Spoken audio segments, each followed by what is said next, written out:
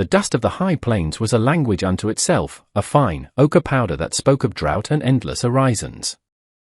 It settled on everything, a shroud over the cracked leather of a saddle, a bitter spice in a mouthful of water, a constant, gritty reminder of God's indifference.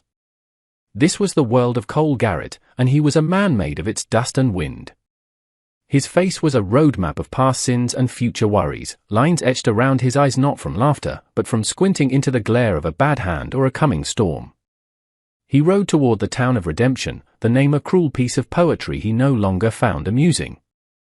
He was a former gambler, a drifter who had tried to bury his past under acres of unforgiving dirt, but the ghosts of 1,000 losing hands were thirsty, and they always knew where to find him. One last time, the thought called in his mind, familiar and venomous. One good hand. That's all it takes to turn the tide. He knew it was a lie, the oldest lie a man like him could tell himself, but it was a comforting one, and comfort was a rarer commodity than water in this part of the country. The saloon in Redemption was a cage of manufactured joy, smelling of stale beer, sweat, and the cheap perfume that clung to the women who dealt in temporary oblivion. At the center of this web sat Marcus Thorne, a man who wore tailored suits as armor and a smile as a weapon. He owned the saloon, the general store, the bank, and the silence of the sheriff. Thorne dealt in power, and his currency was the desperation of other men. Cole found himself at Thorne's table, the familiar weight of the cards in his hand a sin he couldn't resist. The game wore on, a slow, methodical bleeding of Cole's meager funds. Thorne played with a surgeon's precision, dissecting each man's hopes and fears with casual glances and knowing smirks. The pile of chips in front of Cole dwindled to nothing. "Looks like the earth has swallowed you whole again, Garrett," Thorne purred, his voice smooth as polished river stone. The men at the table chuckled, a chorus of sycophants. Cole's jaw tightened. The shame was a hot coal in his gut. Then, Thorne leaned back, a glint of cruel sport in his eyes. "However, I am a benevolent man. I'll offer you one more hand. My stake," he gestured to the back of the room, where a young Chinese girl stood by the door, still and silent, holding a tray of empty glasses. Her face was a mask of stoicism, but her eyes held a depth that seemed to absorb the room's smoky light without reflecting any of it back. "Her indenture papers," Thorne said, the words slithering into the sudden quiet. "A bit of railroad refuse I acquired. Winner takes her." A cruel joke, perhaps, but a prize nonetheless. A wave of disgust and self-loathing washed over Cole. This was a new bottom. Yet, the gambler's poison was already in his veins. He looked at his cards. A full house. A hand that could save his ranch. He met the girl's gaze across the room. It was unflinching, a silent, damning judgment. With a voice that sounded like gravel grinding together, he said, "Calls, the cards were laid." Thorne's 3 kings were a monument to his arrogance. Cole's 3 aces and 2 jacks were a monument to his damnation. The saloon was utterly still. Cole Garrett had just won a human being. The ride back to the ranch was a funeral procession for the man Cole had tried to be. The girl, whose name he learned was Mai, sat on the wagon seat beside him, a small, straight-backed figure wrapped in a silence more profound than the vast emptiness of the plains. He felt her gaze on him, not accusing, but assessing, weighing him on a scale he knew he couldn't balance. He was a creature of impulse and regret, and she was something else entirely, something forged in a harder fire. His wife, Sarah, was waiting on the porch, her form silhouetted against the lamplight spilling from the doorway, a beacon of the life he was actively destroying. Her face, when she saw Mai, was a canvas of confusion, then dawning horror, then a familiar, bone-deep disappointment. "Cole," she said, her voice tight with a storm of unasked questions. "What have you done?" He had no answer that wouldn't condemn him further. He could only stand there, a king of a broken kingdom, with the spoils of his most shameful victory beside him. Mai slid down from the wagon, her movements economical and precise. She walked not to the house, but to the corner of the corral, where a fence post leaned at a drunken angle, held up by little more than habit. She placed a small hand on the weathered wood, testing its give. The wind picked up, moaning through the eaves of the barn. She looked from the fence to the darkening sky, then back to Cole, who stood frozen by his wife's side. Her voice, when she finally spoke, was quiet, devoid of accent or emotion, yet it cut through the wind and his shame with the sharpness of glass. "It will not hold against the wind," she said. It was a simple observation, a statement of fact. But in the twilight of that ruined evening, it was a prophecy. She wasn't just talking about the fence. She was talking about him. She was talking about everything. And in that moment, the rancher froze in shock, rocked by the terrifying, simple truth of her words. In the days that followed, Mai became a quiet, persistent force on the Garrett ranch. She was not the servant Thorn had treated her as, nor the burden Cole had feared. She was a mirror reflecting the decay he had allowed to fester around him. She rose before the sun, her slight frame moving with a purpose that shamed his own lethargy. She didn't ask for permission, she simply saw what was broken and began to mend it. She patched the roof of the chicken coop with salvaged planks, her small hand surprisingly deft with a hammer. She tilled the hard-packed soil in Sarah's neglected vegetable garden, her patience a stark contrast to his own frustration with the unforgiving land. Cole would watch her from a distance, a knot of confusion and grudging respect tightening in his chest. Her recurring, unflinching gaze followed him, a silent inquiry into the state of his soul. He began to work alongside her, at first out of a sense of awkward obligation, but soon out of a deeper, unnameable need. He found himself sinking new fence posts, his muscles screaming in protest, the rhythm of the work a penance. He was rebuilding more than a fence. With every swing of the sledgehammer, he was trying to shatter the man he had been in that saloon. Foreshadowing arrived on horseback. Two of Thorn's men, rough-hewn figures with lazy, cruel eyes, rode the perimeter of his property one afternoon. They didn't stop, didn't speak. They just watched, their presence a promise of future trouble, a reminder that Thorn's games were never truly over. Later that week, an old neighbor, a man whose face was as cracked and dry as the riverbed, stopped Cole on the road. "You be careful, Cole," the old man rasped, his eyes darting nervously toward town. "Thorn's got a long memory. He don't like losing. Not a hand, not a horse, not anything. That little joke of his? It was a test. And you failed it by winning." A storm gathered on the horizon one evening, the clouds a bruise of purple and grey that mirrored the disquiet in Cole's heart. The air grew thick and heavy with unspoken things. Inside the small cabin, the light from the lantern cast long, dancing shadows on the walls. Sarah, whose initial fear had softened into a cautious, maternal concern, sat with Mai at the small wooden table, mending one of Cole's shirts. Cole sat in the corner, cleaning a rifle, the scent of gun oil filling the air. He wasn't truly cleaning it, he was holding onto it, an anchor in the rising tide of his anxiety. He listened as Sarah, in her gentle way, finally breached the walls of Mai's silence. "Where was your home?" Sarah asked softly. Mai's hands, which were darning the worn fabric with impossibly small and perfect stitches, stilled for a moment. She looked at Sarah, and for the first time, Cole saw a flicker of something beyond resilience in her eyes, a deep, ancient pain. "My home was a village by a wide river, in a place you have no name for," Mai began, her voice a low murmur. She told them of the journey across the ocean, a nightmare of sickness and loss. She spoke of the promises of gold and prosperity that turned to the dust of railroad camps and servitude. Her father, a proud man of learning, had been tricked by men working for Thorn, signing a contract whose terms were a cage of debt. When he realized the deception and tried to organize the other Chinese workers, Thorn had him silenced.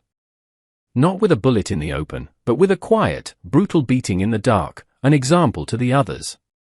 "Thorn does not kill with guns," Mai said, her gaze now distant, seeing ghosts Cole could only imagine.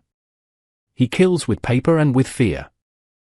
He took me as payment for a debt my father no longer owed. My unflinching gaze is not strength. It is all I have left. When you have nothing, you learn to see everything." The story settled in the room, heavier than the coming storm. Cole looked down at the rifle in his hands. He had thought this was about his own redemption. He was wrong. It was about justice. Thorn began to squeeze. It started subtly, a tightening of a noose Cole hadn't even realized was around his neck. The creek that bisected his land, his only reliable source of water, began to shrink.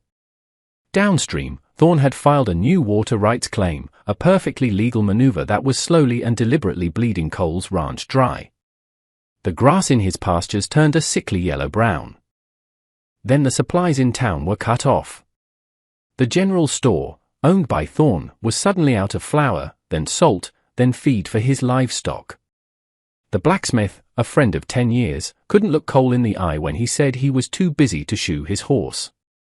Thorn's psychological warfare was masterful. He was isolating them, starving them out, making them pariahs in their own valley. Cole's old self, the cornered animal, began to stir. The urge to ride into town, to confront Thorn with his fists and the fury that burned in his gut, was a constant, gnawing temptation. He felt the pull of violence, the simple, satisfying answer to a complex problem. But Sarah stood in his way, her presence a quiet but unbreakable dam against his rage. "Don't, Cole," she pleaded one night, her hand on his arm. "Don't let him turn you back into the man you were. That's what he wants. He wants you to break the law so he can use it to crush you." Her words were the truth, but the truth was a bitter pill. It was Mai who showed him another way. She led him not toward confrontation, but toward survival. With a willow branch, she showed him how to divine for water, tapping the dry earth until she found a damp spot where a well could be dug. She fashioned snares from wire and twine, catching rabbits and quail in the brush. She was a creature of resilience, her knowledge born from a life of having nothing but her own wits. Her quiet, pragmatic strength was a different kind of weapon, one that Thorn couldn't counter with his money or his influence. She was teaching him to endure, and in doing so, was fortifying the very foundations of his changing soul. The found family, born of a cruel joke, a weary rancher, his steadfast wife, and a girl with the eyes of a survivor, was digging in for a siege. The breaking point came with the first snow of the season. Thorn, impatient and incensed by Cole's stubborn refusal to crumble, decided to abandon subtlety. He rode out to the Garrett ranch at dusk, a half-dozen hired thugs at his back. They were not there to talk.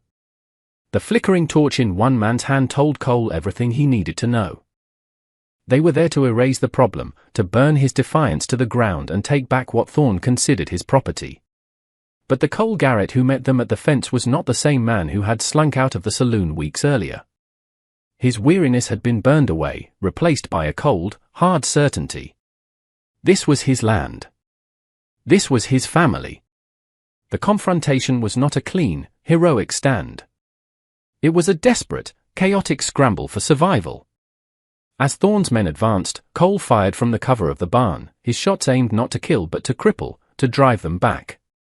Sarah, her face pale but her hand steady, stood in the doorway of the cabin with a double-barreled shotgun, a silent, unmovable guardian. It was Mai, however, who turned the tide. While the men were focused on the gunfire, she slipped out the back of the cabin, a shadow in the falling snow. With a speed and silence that was unnerving, she released the latch on the horse corral.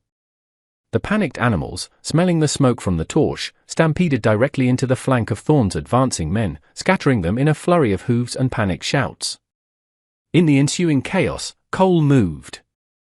He confronted Thorn near the broken fence line, the very spot Mai had prophesied would not hold. There were no grand speeches. Thorn, his face contorted in a mask of fury, sneered, "You're still just a gambler, Garrett. And this is a hand you can't win." Cole looked past him, at the light in his home, at the two women he was protecting. "I'm not playing anymore," he said, and the fight was short, brutal, and ugly. It ended with Thorn on the ground, his slick charm shattered, his power broken not by a bullet, but by the raw, desperate strength of a man with everything left to lose.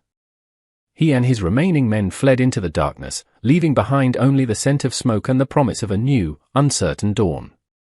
The silence that followed the retreat of Thorn's men was heavier than the gunfire had been.